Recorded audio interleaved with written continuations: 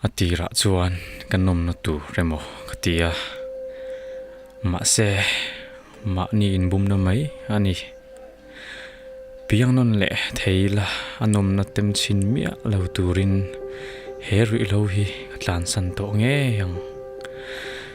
dam rang chungin kathime kani kadu ngai lo thleng amin nuk lui tu khoviao ma ila kama mo tlat to si ru zanuai nuaya min puiro ti in ka awa chua na kong kamusi lo chua san hi kadusin bedon na awangin kanun na po za zau lovin he nun na hi voi tam lak tuma chu em chu kangom si lo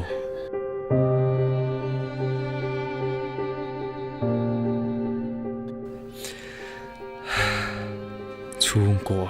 buina katlena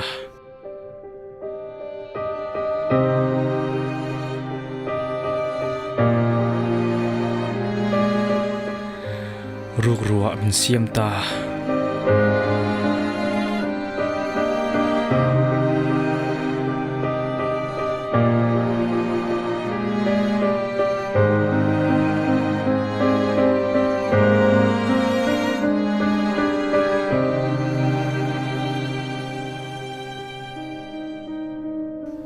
khutlang tanan nok sakale